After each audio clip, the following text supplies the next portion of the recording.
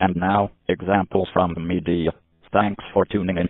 You get to have your gender represented in the media as strong without writers going out of their way to have a strong female character as a unique take. These characters are actually, as Bihan Valabeji put it, rarely strong and barely characters.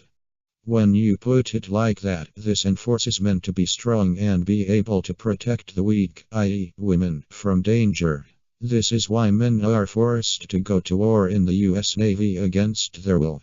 Your gender dominates influential media institutions such as the Academy Award voting membership, which is 77% male.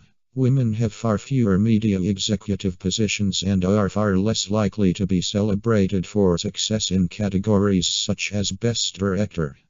That's not true. Ever heard of the movie Point Break?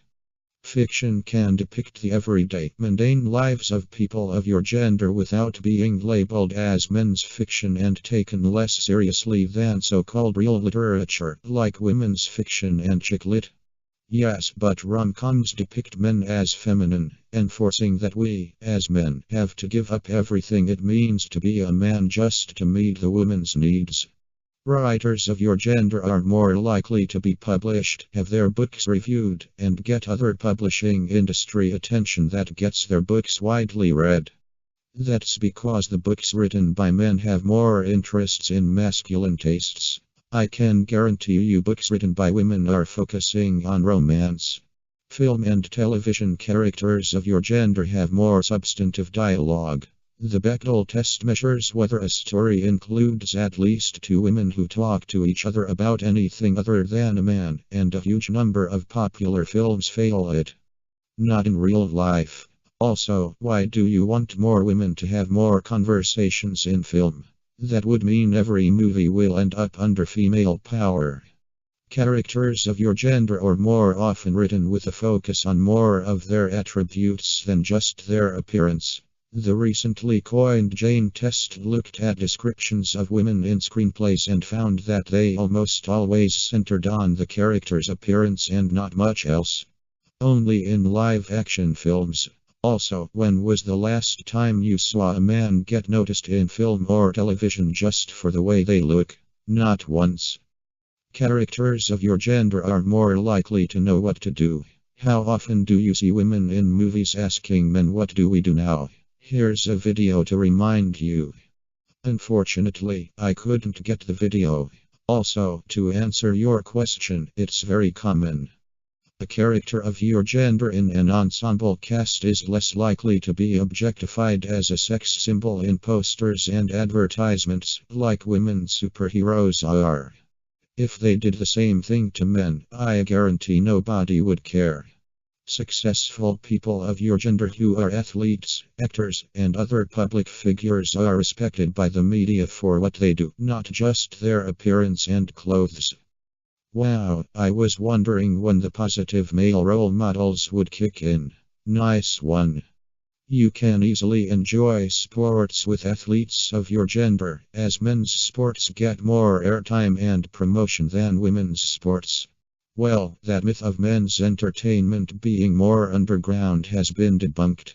Branding and advertisements don't put limits on your potential from the time you're a child, sending messages that your gender isn't smart or that you need a husband. You clearly have not seen any TV show that portrays men, mostly fathers, as idiots.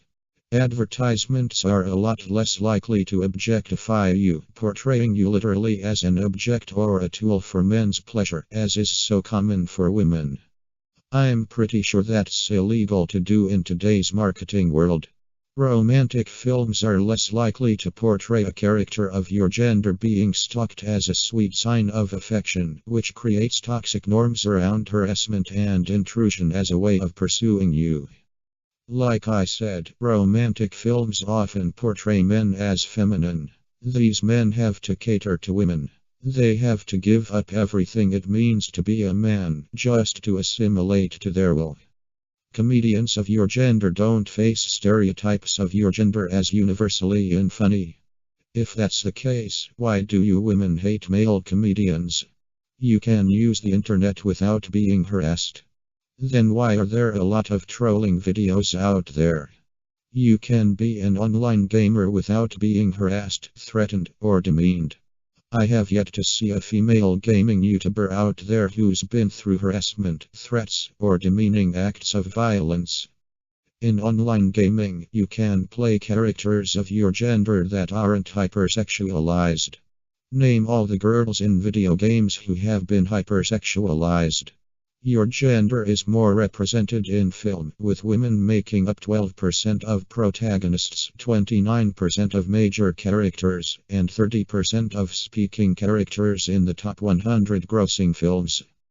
That's because men who are creative animators and writers are afraid of making female characters for fear that they might take up all the screen time, leaving male characters with little to no screen time. People of your gender in the media can age naturally without scrutiny, even being said to get finer with age. Women in industries like modeling, acting, and TV journalism are more likely to be pushed out of their careers as they age. What kind of male privilege is this? Your gender is more represented in the documentary industry, with people more likely to trust men with documentaries and give them funding, resources, and recognition for their projects. Is this because it's afraid women might stir controversy in documentary works? Thanks for tuning in, and we'll get political in the next video because the next section will deal with politics and laws.